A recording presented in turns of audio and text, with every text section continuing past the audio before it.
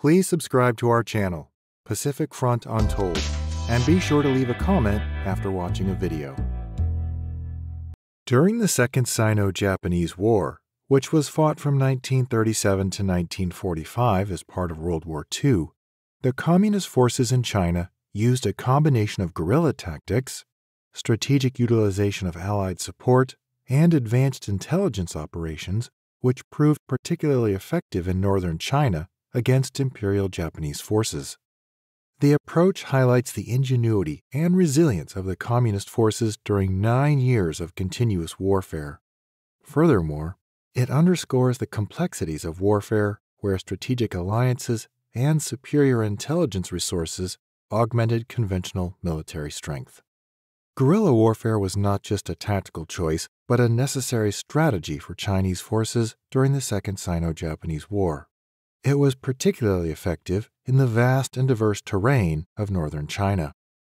This approach allowed Chinese troops to maximize their geographical and societal advantages against the better-equipped Japanese forces.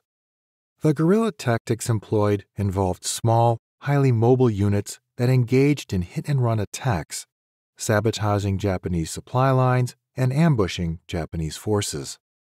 These actions were crucial in slowing Japanese advances and disrupting their logistical operations. The effectiveness of these guerrilla operations lay in their ability to force the Japanese to disperse their forces across a large area. This diluted the strength of Japanese attacks and forced them to extend their supply lines, which in turn made them even more vulnerable to attack. Additionally, this guerrilla style of warfare had a significant psychological impact on Japanese troops. The uncertainty and constant threat of ambush reduced Japanese morale and increased the stress on their troops, which were already stretched thin across vast occupied territories.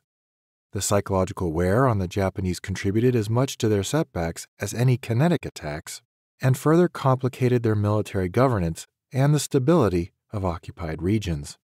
The success of guerrilla warfare was also heavily reliant on the support and involvement of the local population. Chinese guerrilla fighters often depended on local communities for food, intelligence, and new recruits. This symbiotic relationship not only bolstered the resources and information available to the guerrilla forces, but also deepened the resistance's roots in the local population, making it harder for Japanese forces to establish effective control and gather intelligence. A network of local informants was able to provide critical insights into Japanese troop movements and vulnerabilities. The strategic use of guerrilla warfare by Chinese forces in northern China during World War II showcases how resourceful and adaptive military tactics can overcome significant technological and numerical disadvantages. The Chinese ability to engage in this form of warfare disrupted Japanese plans and contributed significantly to the longevity and resilience of the Chinese resistance. Under the leadership of Chu Da and Peng Dehui, the 8th Route Army was crucial in the widespread application of guerrilla tactics.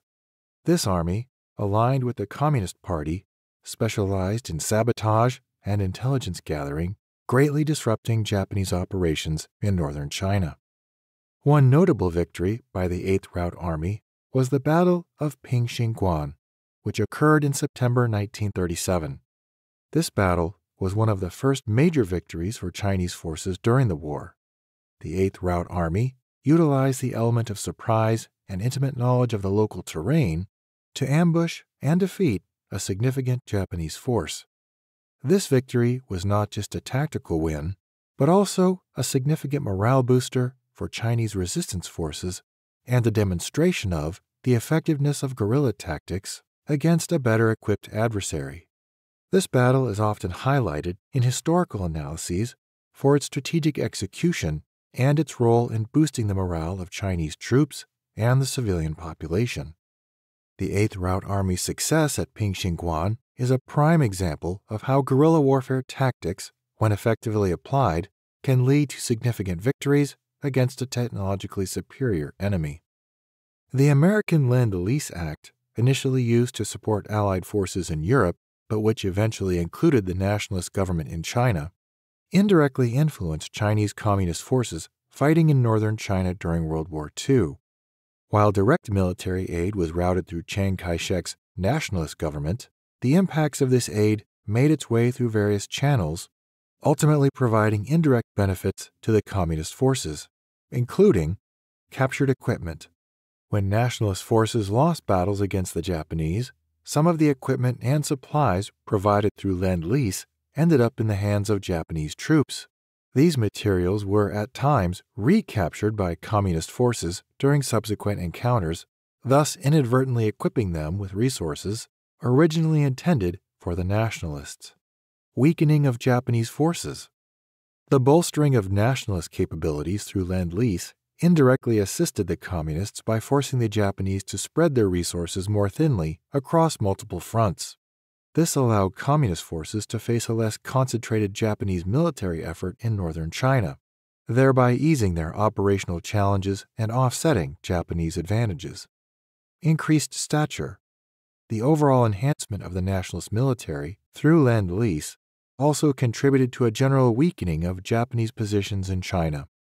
As the Japanese were compelled to allocate more resources to combat the better-equipped nationalist forces, the Communists benefited from a general weakening of Japanese capabilities across the region. The establishment of missions, such as the Dixie Mission, facilitated some level of direct interaction between American military advisors and Communist forces. Though not part of the Lend-Lease aid, these interactions helped transfer some level of strategic knowledge and military tactics to the Communists. While the Lend-Lease Act did not directly supply the Communist forces, its broader strategic impact on the Sino-Japanese War indirectly facilitated Communist operations. The complexity of war logistics and the fluidity of front lines meant that aid intended for one group could sometimes end up benefiting another, demonstrating the intricate and unintended consequences of wartime aid. The military strategies utilized by Chinese forces in northern China during World War II exemplify a successful blend of guerrilla warfare, strategic international support, and robust intelligence operations. These strategies not only sustained Chinese resistance, but also shaped the foundational tactics for modern asymmetric warfare.